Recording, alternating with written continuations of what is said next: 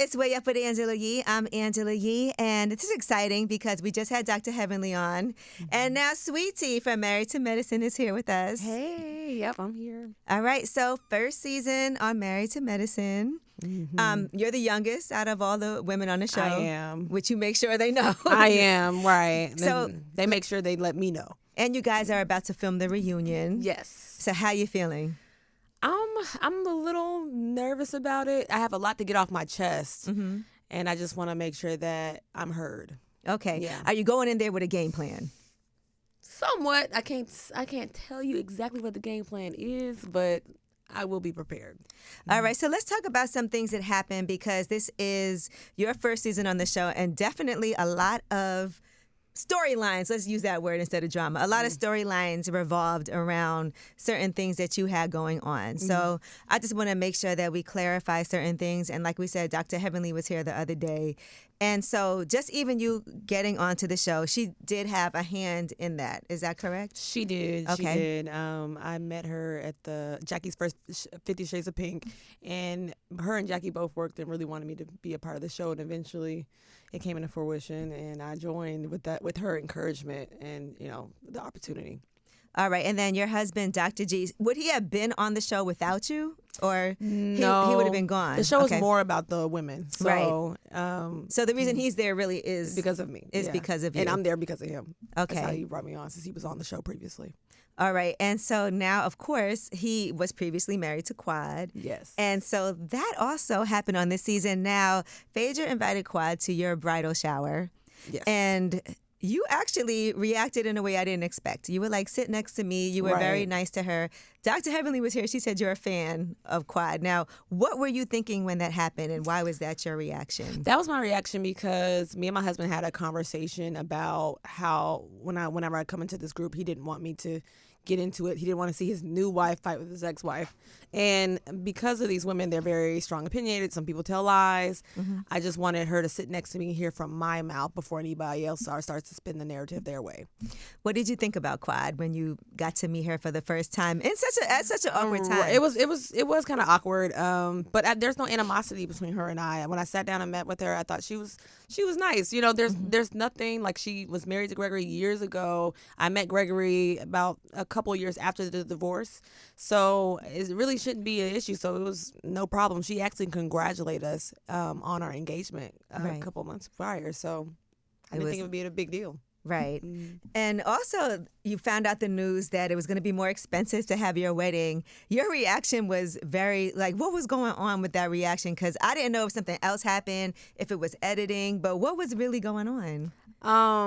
A lot was going on. I switched my venue last minute, and I couldn't get the videographer and all that to film there, so I had to switch it last minute, and it was 2 days prior, and it came with an additional space to decorate, and that was just gonna cost me $14,000. So it was just a lot. I was unexpected to pay. I had already lost out on my deposit in the first venue, and then I paid for the second venue plus an additional $14,000 just to decorate the space. So listen, I don't know about a wedding. I'd be like, we might gotta elope. Yeah, right.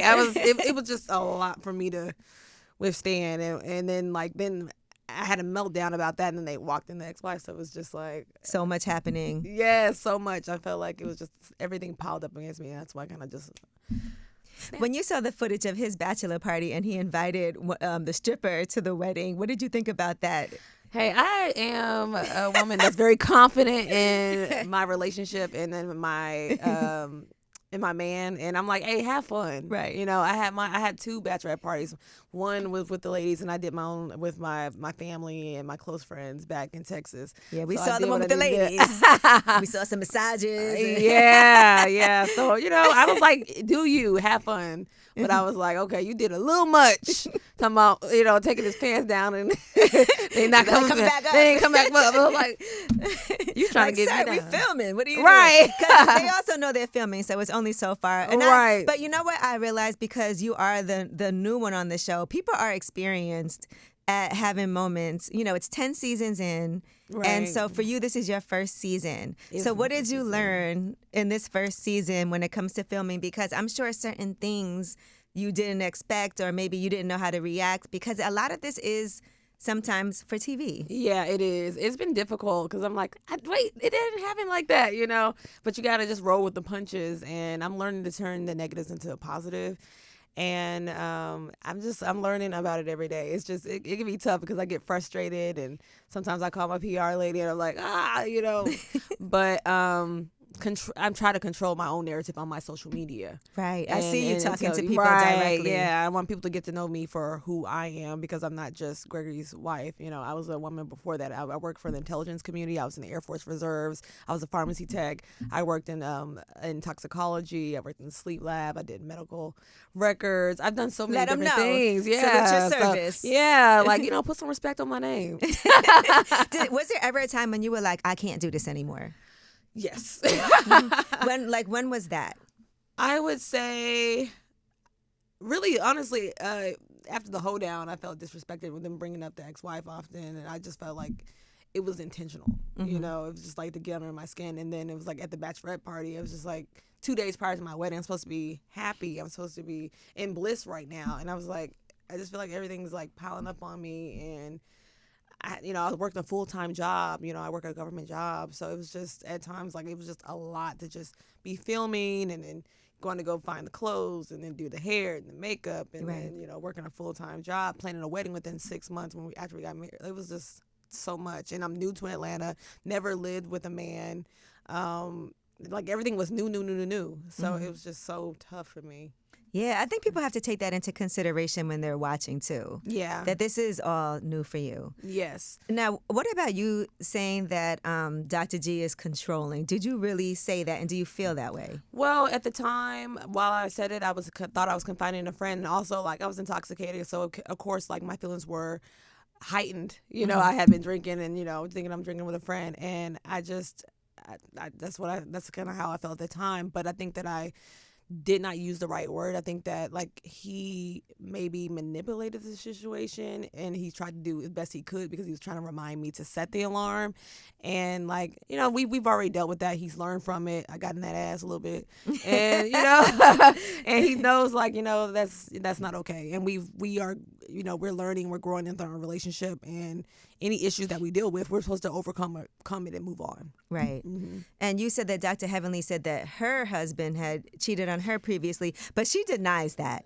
Yeah. So what was that conversation? So, well, really, we had that sit-down conversation. I was saying Gregory was controlling. She actually admitted, like, I was like, how do you deal with conflict? And she was like, you know, she told me about a story. Mm-hmm. And she said that one time Damon came home late and she hit him upside the head with the frying pan. Right. So I'm putting two and two together because she also told me when Mariah originally said that she had receipts on Damon when he cheated. She said, Heavenly actually said that she believed him. And I said, well, you're supposed to believe, why would you believe Mariah? You're supposed to, you know, have faith in your man. And she was all like, you know, shoot, I believed it, you know. So she's been trying to get ahead of it. She's been saying like, oh, you know, if he did, I'm buying him some ass. Like, you know, that's just her getting, I just put two and two together. Like, so she didn't find evidence. She just believes somebody. Right, yeah. So right. It's not that she saw or caught him cheating. Right. It's just that somebody else told her that, and she kind of. She went where she was like, she was afraid, and she said that like she was like checking and asking Damon like, is everything okay? So, you know, hey, she's deflecting, I think. And I think that she pretends like her relationship is perfect, but we know it would all crumble like a Chips Ahoy cookie. Oh, my God.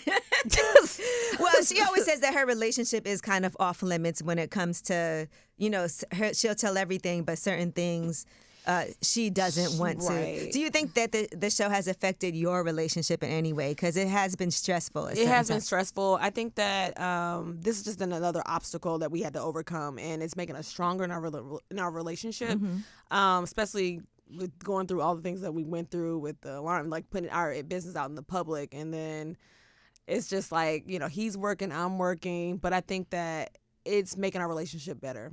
And I'm hoping that people learn from us. And the whole point of being on reality TV is just to be real. Like, right. I signed up to just tell my story. I didn't come on the show to refute anything that Quad said or anything. I just wanted to be me. And this is me and my husband tell our story. Like, you know, everybody else has to get their own story. hence heavenly why she keeps trying to talk about me every week. Right. You're the fresh meat on the show. Right. You know. So it does kind of feel like the season is mostly about you. You know, you also uninvited her to your wedding. Yeah. I was like, was that real? Because she still managed to slide in there. So right. How did she get in still? I guess Johnny, my wedding planner, he said that she kind of he got distracted and someone called him somewhere, and then she ended up slipping through the door. I didn't actually see it. You know, maybe it made it look like I saw it, but I didn't actually see it for myself. I saw her on the dance floor, and I told her I was going to kick her ass. But right before I was coming into my wedding, I actually saw her and my dad. We were going to walk in the ceremony. I was going through the lobby, and she's like, "Hey, baby, how?" And I was like, "Ooh, I'm going to whoop your ass." Mm-hmm. I said it just like that. And it's like she just admitted to you that she's not friends with any of the husbands. So it's just like, why do you want to come? You already saying it's not going to work. Why do you even want to be there? Recently, she actually denied the RSVP. Like she said she wouldn't attend. But mind you, it happened months ago. She's just been trolling me. This lady's obsessed. I mean, she's been on for 10 seasons. She's, right. She has a tactic. Yeah, she knows what she's keeping it going. And right. And I think it's something we could learn from. Another thing that we talked about was the live that you guys did that turned chaotic. Yeah. And I just want to talk about that up here because that was a popular topic. Right. But about her mom, she said you apologized, but not to her directly. For Right.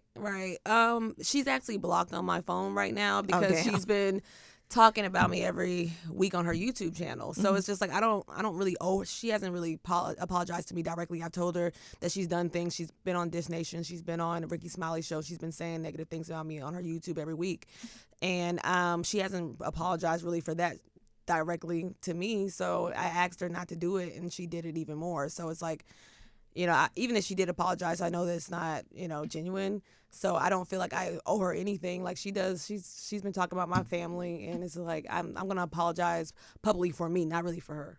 What's the way forward, you think, for you guys? Because that seems the person that you butt heads with out of everybody the most. And I know for you, I've seen like on your Instagram page certain things that you've said about real friendships, and you've learned a lot. I learned a lot about friendships, and not everybody has my best interest. Mm-hmm. And I think that's something my mother has been trying to like warn me, like, not everybody your friend.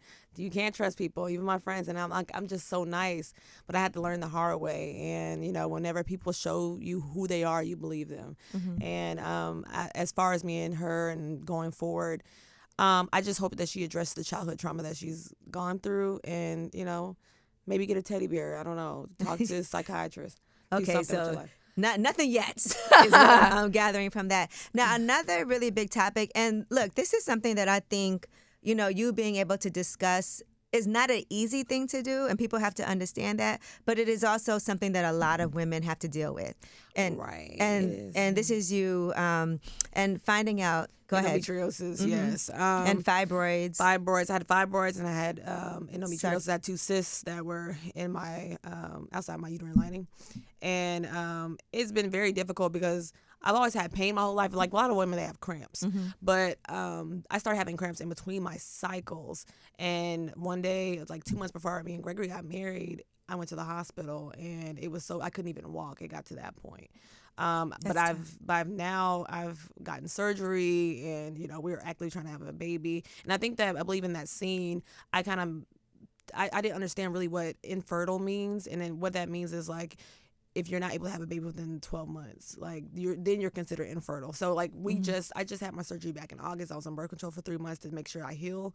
So now we are, actively trying. Now I'm off birth control. We're actively trying. So it's only been like 2-3 months, and I'm not considered infertile just yet. Are you having fun trying at least? I am. I mean, that's the bonus side of it. And like, what about other things like IVF is something you could consider? IVF is something that we're going to consider. I mean, I kind of look at like being infertile. Everybody makes it such a bad thing, but like in my mind, I believe it's like being in control of your fertility. There's so many options out there. I mean, God has blessed us with technology, and people have the right knowledge. So I'm in control of my fertility, and we're gonna have our baby. Yeah, and I think that's a positive thing for you to discuss, because a lot of women, especially Black women, have to deal with fibroids and endometriosis. I have a coach, a detox doctor, who actually comes up here, and we talk a lot about fibroids, and she's helped people who I know because for women to understand that when you're having these pains or really heavy bleeding, that's not normal. Right. And it's really important to see, what it is. And there are also ways that you can, even without having surgery, be able to, shrink the size of your fibroids or the amount of them. So there are things that you can do. Yes, I'm learning. There's like things like ashwagandha is really good for fertility, and I've been thinking about starting up. I'm not thinking about. I'm actually working on my medicinal tea line. So I'm thinking about doing that. I'm working positive things that can come out of to help with any menstrual pain and all that kind of stuff. Anything to increase, your fertility, the chance to having a baby. I'm all for that. So I'm just trying to kind of deprogram and like eat different foods. Yes, and exactly. I've lost weight since filming the show, so I've been learning a lot about myself and my body. Yeah, she has this whole water fast thing that is supposed to really help, people with that. And another thing, so Dr. G, he also had to get his sperm tested. Yes. As well, because sometimes we look at it like the women, but we also have to take into account of the men. Right. Yeah, we do. We actually done 2 home tests, and how does that work? I've never been in the bathroom with him when he did it, but he came out with the results. He came out with the results, and it was 20 million. But I told him we need to go to an actual specialist and just make sure everything is good, because he's afraid what if I can't do it, And that was we actually took a break within our relationship for a little bit, because he was like, I want to be able to give you the baby, he wants the baby, but he wants to give me a baby too. So we took a break, and it took a while because of our age difference. And he's like, what if I'm too old and, I can't go anywhere? But, you got to live life. Yeah. I feel like men have it much easier, too, because they don't have the same biological clock. Right. No, you're right. Yeah, they can be 70 years old. And having babies. Who just had a baby? Robert De Niro? Yeah, right. Al Pacino. They having kids. Yep. And it's incredible. But, these older men, they look like they're in their 40s. They looking real good. Is he the oldest man that you've dated? Or, been with before? Yeah, well, I dated someone around the same age. So you like older men in general. Why is that? Because I feel that older men, they are more ready to settle down, and they've lived life, and they looked at younger women. They're looking at younger women as a benefit, and they looking for youthfulness and bring fun in their life and excitement. And with women my age nowadays, with the way the dating pool got peeing in it. So nowadays I feel like women my age are looking for men that are just more settled down and, just more experienced. And why not find that in an older man? Why not? Because I felt like the men my age, I had to hold their hand and help them to their goals. And I'm like, no, I'm trying to sit down somewhere. What about your twin? My twin, she's married someone actually around her age, 2 years older. How does she feel? Because you're her sister, and I feel like she comes to your defense. She does a lot. She does. So what is her thoughts when you're talking to her about everything that's going on? Man, my sister be ready to fight. She'd be ready to fight. But she's been the supporting role. She's been my support system this whole time through it. But there's certain things Kanisha can do that I'm I still got to deal with these women. Kanisha can say what she want to say and go home, but I still got to deal with these women every day. So it's okay, Kanisha, go ahead. Unleash the Kanisha. Right. I need some backup here. I need some backup, because I got to maintain these relationships. And so for you and for people in your hometown, your family, how are they feeling watching your journey? You know what? Some of my family try not to watch it because they get upset with some of the ladies, especially Heavenly. My mom, she's not feeling it at all. But as long as I'm learning from the ladies, and they're all entrepreneurs, and I think that we can learn a lot from each other. But I think of my parents, they're just kind of taking a back seat sometimes, and I don't need to watch this because you're the mom. baby, yeah, because the women are their age. My parents having a really young age, so. Some of the women are older than my mom. My mom's 51. Oh, wow. Your mom is young. Yeah. Okay. Yeah. So, it's kind of hard for her. I'm still going to always be her baby bear. So she just feels like she's the mama bear. I need to come in. Let me, I think about it. I put myself in, I look at my little nephew. He's 3, my sister's baby. And I'm and I can't imagine someone my age picking on him. Right. So I guess that's kind of how they both feel. But your husband is a lot older, so his circle is going to be that older. circle. What about bringing him around your circle? We are, I kind of struggle with that at times with some of my friends because they didn't know how to be, but I'm actually surrounding my myself more so with friends that are in age gap relationships because it's actually more common than you think. I have a lot of friends that are in age gap relationship. Like my friend over here, her boyfriend, her fiance is 17 years older. I mean, this is what these young women are looking for. Like they're looking for older men because it's just like it ain't where it's at no more. Especially it's hard, especially in black men. You know, it's not a lot of men that are making 6-figure. Have you ever dated out of your race? Yes, I had, and I've always been open. It just didn't work out for me. I found mine I love my life in the DMs. You know? And you slid in his DMs. Yeah, it went down to the DMs. That's wild. Hey, but it worked out for you. It did. You know, look, I say go after whatever you believe in. Like you never know. Just start a conversation. Like, you know, this is new technology. We met during the time of COVID and during the pandemic. So that was like the easiest way to communicate with people when I was dating. And I was like, hey, why not reach out to him and say, hey? And was there anybody else you reached out to or just? No. I did meet some people on Clubhouse because Clubhouse was getting ready you was lit on Clubhouse. I was on Clubhouse. People had to get an invite. And yeah, right. Send me an invite to I don't even know what's going on with Clubhouse no more because I went I logged back into it and I was like, oh, it's different. It had a time. Yeah. So I met some guys on Clubhouse, but yeah, but I met mine through the DMs, and you know, I just said something really funny. I can give you what you want.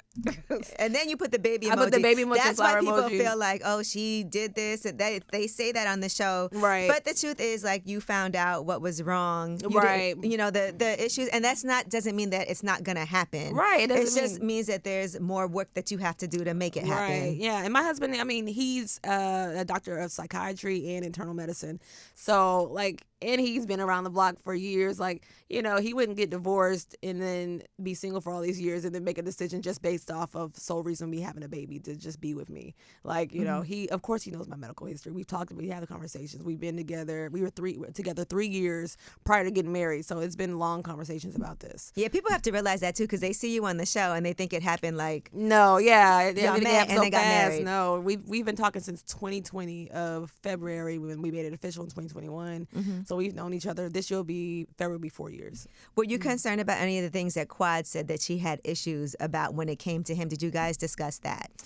No, we never did discuss that, and I don't really want to go down that road. I mean, her story is her story, and I know the man who he is today, and I think that she, you know, she may have some issues with it, but like also it is kind of weird that she did reach out and say, hey, congratulations, and she said she got butterflies in her stomach. So it's just like she's been kind of inconsistent. Would it bother you if she rejoined the show? Because it feels like people are trying to get her to come back on. It wouldn't really bother me. Like it wouldn't be an issue. I prefer to leave the past in the past and let's move forward. So you are down to do another season if. I go back and forth all the time because it was tough filming with, oh my God, it was so tough filming. Does it depend on this reunion taping? I think so. I think like, so. But also it's been happens. dependent on the fans too, because I've had so many women that reach out to me. It's like, you're doing a good job. You know, I'm watching the show because of you. And I'm like, wow, really? Am I really making a difference? You know? Right. You know, and I talked to some of the fans. Like I saw some of the airport, I have people DM me about, metriosis and stuff like that. And, right. You know, and if you're going to be doing things, because I think one of the most important things people have to realize on a platform like this, you need to have something that you're selling to. Right. Oh, of course. And yes. I think that's important. While you have this going on, at least let me get my business. Right. Yes. I want to get my business started with the tea. They call me Sweet Tea on the show. And I love tea. I love drinking tea. So I was like, why not, have my own medicinal tea line, maybe get some T-shirts, some teacups, some teapots. Tea just goes with everything, doesn't it? Right. So, I was just like, why not? So this is a great opportunity. And I felt like it was going to open doors. And this is what Heavenly was telling me. It's going to open doors. Right. And she's right about that. You joined Dr. Heavenly University, too. I want my money back. Well, you learned something, so like you know. Well, yes, I didn't have to learn that. I didn't really learn that through her, but like that's just the obvious.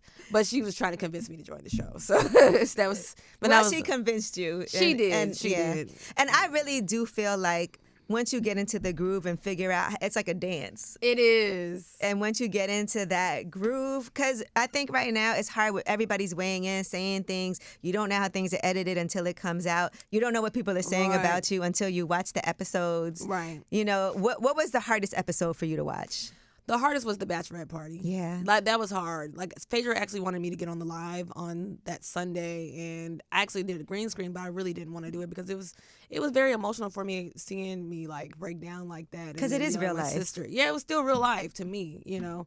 And I'm not an actress. Like, what you see is what you get, and that was 100% me on the show. So I didn't like watching it at all, and me fussing and fighting with my sister. Yeah. Like, that was a lot. But of course, I was like, why you want your sister like that? Yeah, I think that, like, because she's my twin and she's the closest to me, I'm That's just who you like, take it feel out comfortable. on. Yeah, I Yeah. just feel most comfortable. But she always gonna be there for me. Like, she's done it to me, so it's like, you know, we know each other, and I felt safe with her. And there was one scene where you were trying on dresses, and Oh yeah, everybody did not like that you were being, quote, body shamed. But I think you had a great reaction to that. yeah. I actually did not like it either. I was actually really upset, and I actually showed up to the wine tasting that Toya did for her wine event upset.